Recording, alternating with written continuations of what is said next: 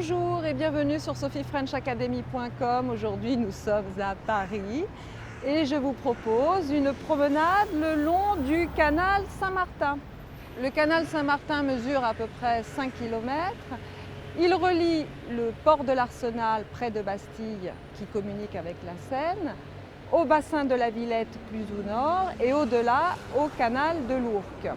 Cette voie navigable a été creusée entre 1802 et 1825 et elle a permis de fournir Paris en eau potable.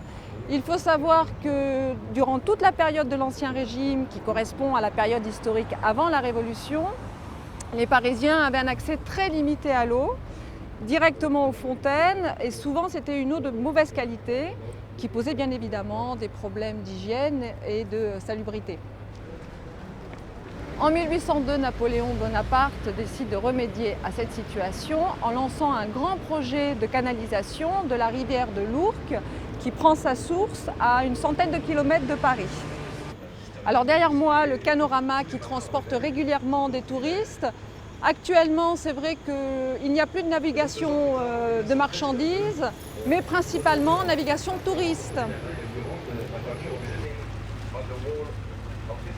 L'âge d'or du canal se situe entre le 19e siècle et le milieu du 20e siècle. La circulation y est très intense.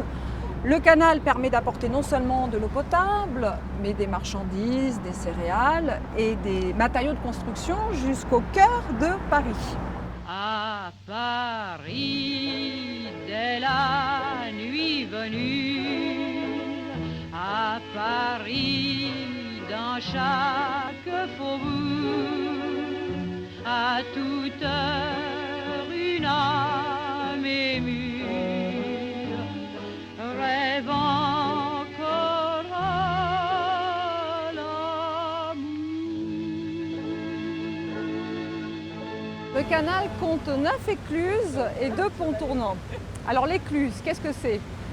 C'est un mécanisme hydraulique qui permet de rendre navigable un cours d'eau en permettant au bateau de franchir les dénivellations, c'est-à-dire les différences de niveau, plus haut, plus bas. À l'intérieur de l'écluse, il y a un sas qui permet de faire varier le niveau d'eau. Je monte le bateau, je descends le bateau, je monte le bateau, je descends le bateau.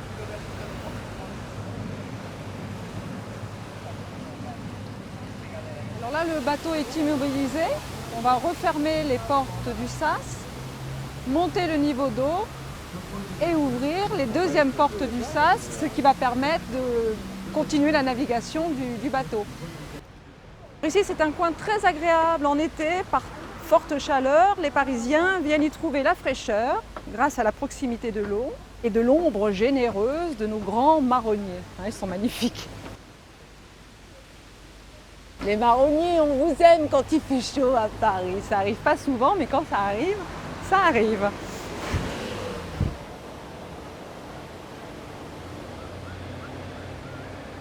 Et voilà, les 2 niveaux d'eau sont ajustés.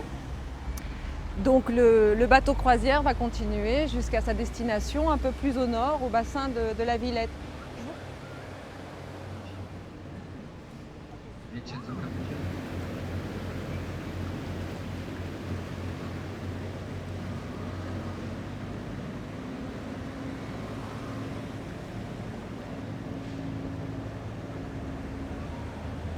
À partir de 1960, l'activité commerciale du canal commence à décliner parce qu'elle est concurrencée par le transport routier et le transport ferroviaire.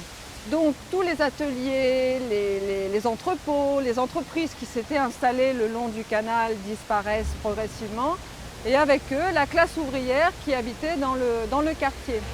Il nous reste cependant un témoin vivant de cette époque, l'Hôtel du Nord. Suivez-moi.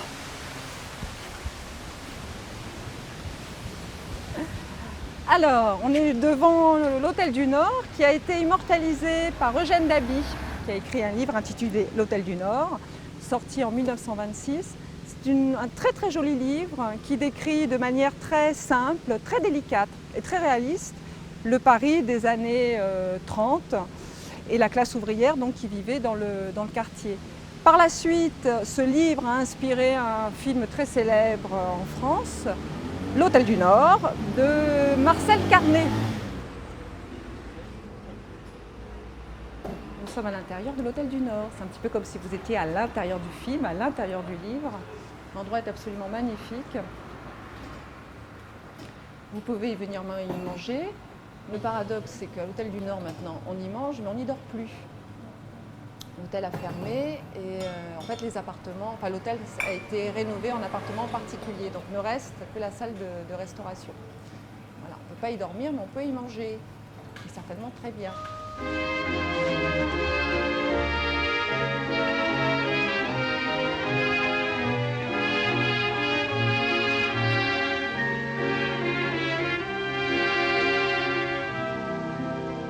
Aujourd'hui, c'est vrai que le quartier est très apprécié, très prisé par les Parisiens. Les gens viennent se promener le long des berges, pique-niquer, bouquiner. Il faut savoir que tous les dimanches, la mairie de Paris a lancé une opération géniale qui s'appelle Paris Respire.